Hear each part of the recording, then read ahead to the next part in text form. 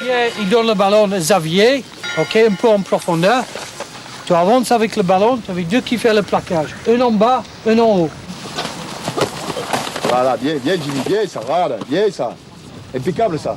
Parole à la défense. Pour préparer ce deuxième match du tournoi face aux Gallois à Cardiff, David Ellis et Bernard Laporte savent qu'une erreur de plaquage ne pardonnera pas face à la puissance des frères Quinnell. À Cardiff, l'équipe devra se ressouder autour d'un leader naturel. Raphaël Ibanez retrouve donc ses galons de capitaine. La dernière fois que j'avais eu l'occasion de diriger l'équipe, c'était pour la finale de la Coupe du Monde et ça me paraît loin tout ça maintenant. On le vit pas un peu comme une revanche quand même ? Non, pas vraiment une revanche, mais ça prouve que j'aurais été persévérant. Dans leur chambre, avant de partir pour Cardiff, les joueurs dissèquent une nouvelle fois le match contre l'Italie, à l'aide d'un CD-ROM personnalisé. Contre le Pays de Galles, les mêmes erreurs seront immédiatement sanctionnées. Cardiff. Cardiff et son Millennium Stadium.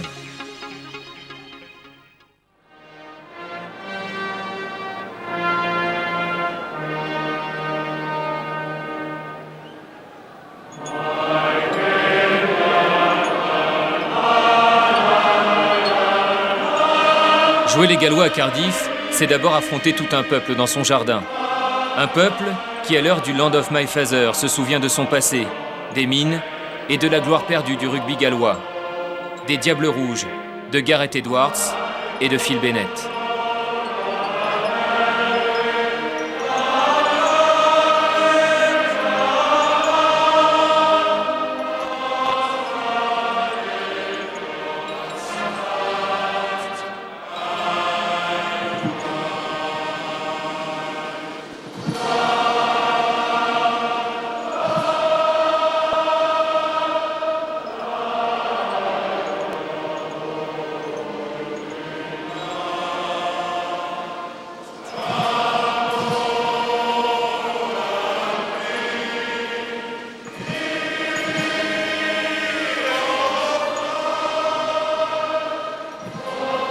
Galles, je suis dévoué à mon pays aussi longtemps que la mer restera un rempart qui protège ma terre.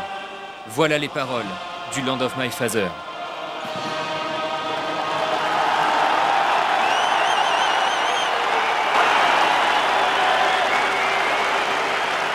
C'est donc fort logiquement que la France subit en ce début de rencontre.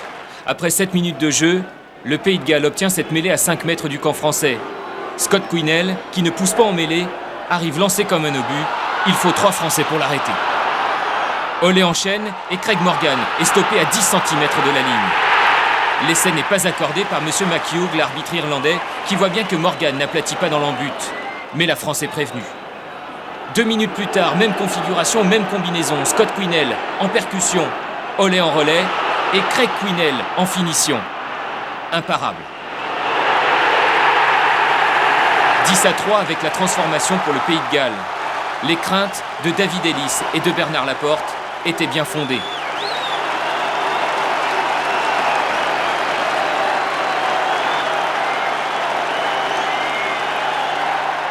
La puissance de Scott Quinnell consomme ici 3 défenseurs bleus.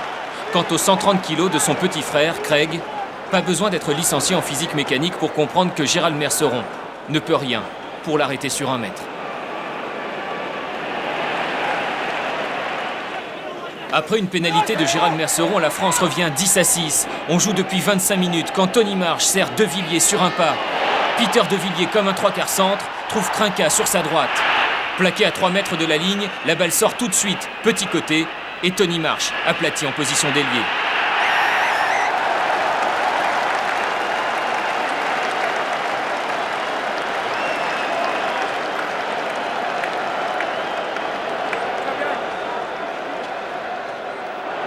Le mouvement est superbe, la course rentrante de Peter De Villiers désorganise complètement la défense galloise.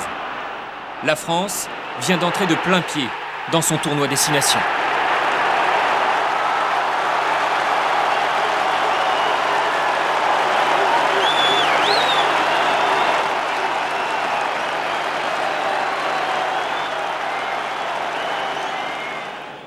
Pourtant, l'avance des Bleus de France ne dure pas. 3 minutes plus tard, Stephen Jones redonne l'avantage à son équipe, 13-11. La course poursuite est lancée. 5 minutes après, sur cette action, Gérald Merceron riposte pour la France avec ce drop de 35 mètres. La France reprend l'avantage, 14-13.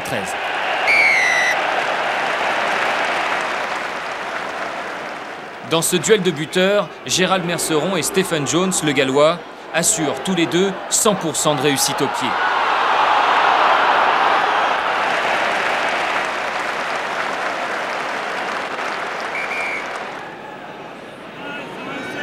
Sur la remise en jeu qui suit, Nicolas Brusque récupère la balle et l'équipe de France se met une nouvelle fois à la faute. Monsieur McHugh, l'arbitre irlandais, sanctionne Serge Betsen pour avoir plongé afin de protéger son partenaire. L'occasion pour Jones de redonner une nouvelle fois l'avantage à son équipe. Alors, puisque les buteurs ne font pas la différence, les Bleus décident d'attaquer pour s'installer dans le camp gallois. Hall percute. Mignoni écarte le ballon pour Merceron qui trouve Traille lancé. Damien Traille prend l'intervalle et passe les bras pour son capitaine. Tony Marsh a bien suivi et s'offre le deuxième essai du match.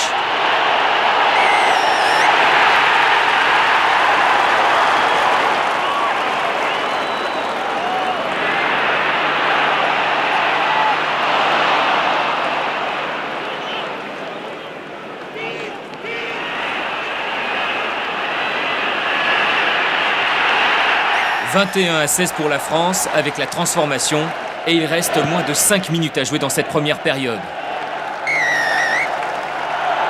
C'est alors que les esprits s'échauffent côté gallois. Sur cette action, Nicolas Brusque est plaqué à retardement par Scott Quinnell. Monsieur McHugh est intraitable.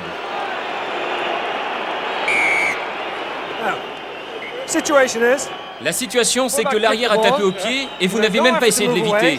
Vous avez mis votre épaule en avant et vous me demandez ce que vous avez fait? Tout ce que je peux vous dire, c'est qu'il y a pénalité et vous avez un carton jaune.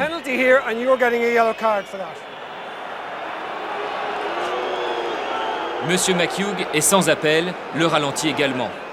Par miracle, Nicolas Brusque s'en sort sans une égratignure. À la pause, la France mène 24-19. La seconde période débute donc sans Scott Quinnell et la France en profite. Nicolas Brusque allume cette chandelle dans le ciel de Cardiff et à la réception, les Français récupèrent et progressent. La balle sort pour Mignoni, Merceron écarte pour Marsh. Damien Traille adresse ce coup de pied rasant à son ailier. Et à l'arrivée, difficile de savoir ce qui s'est passé. Kevin Morgan, en effet, l'arrière gallois, a bien la balle en main. Mais Monsieur McHugh fait appel à l'arbitre vidéo pour savoir si Aurélien Rougerie n'a pas aplati le premier dans l'embut.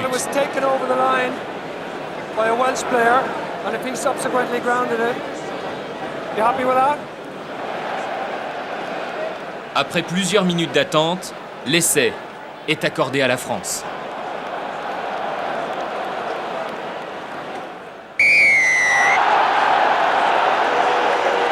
Cet essai, sur le fil, moi je sais aussi qui y est parce que je l'aplatis juste avant lui avec la main, avec une seule main, et après elle va directement dans ses bras, donc c'est vrai que ça portait en confusion, et la vidéo, là je lui dis merci parce que en l'occurrence ça nous a porté chance.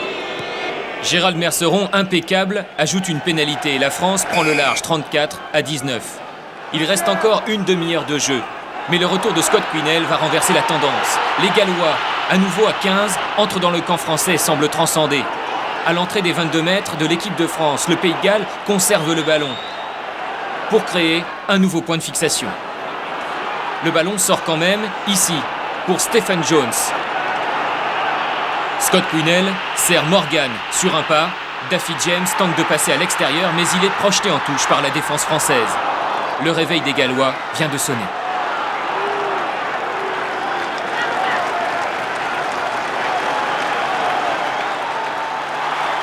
Poussés par son public, les Diables Rouges poursuivent leurs efforts dans le camp français. Sur la ligne des 22, Morgan trouve Marinos en retrait. Le centre gallois surprend tout le monde en sautant par-dessus le regroupement. Nathan Budget a bien suivi et le match est relancé. France 34, Galles 26. David Ellis, le spécialiste de la défense française, avait pensé à tout, sauf à la technique du Gallois bondissant.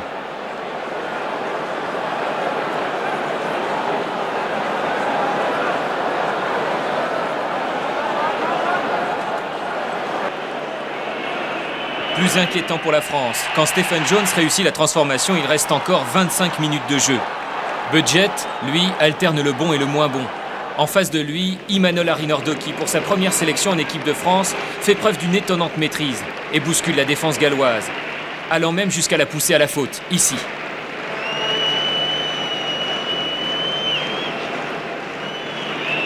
Gérald Merceron ne laisse pas passer l'occasion et ajoute 3 points de plus. 37-26 pour la France, et pourtant, les Bleus ne sont toujours pas à l'abri. La preuve la voici à 1 minute de la fin du temps réglementaire. Jones tape à suivre, Morgan est à la lutte avec Garbajosa. Il arrive le premier. Un nouveau recours à l'arbitrage vidéo ne fera que confirmer l'essai.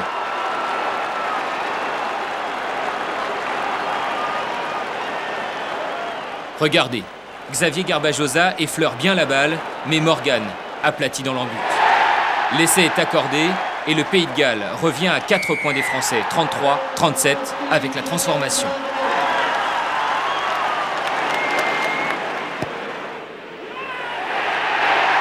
Tout peut donc encore basculer. Un essai, juste un essai, les Gallois l'emportent. Ça, Scott Quinnell le sait quand il fait appel au soutien du public du Millennium Stadium. Touche sur la ligne des Français. Quinnell reçoit la balle et passe en force. Et c'est encore de Scott Quinnell. Il demande la vidéo. Monsieur McHugh, l'arbitre, fait une nouvelle fois appel à la vidéo. Sa décision offre la victoire à l'une des deux équipes, du jamais vu dans le tournoi. La vidéo va sauver l'équipe de France. Scott Quinnell n'aplatit pas dans l'embut, l'essai est refusé. Les Gallois ne s'arrêtent pourtant pas là. Regardez, c'est la dernière action du match.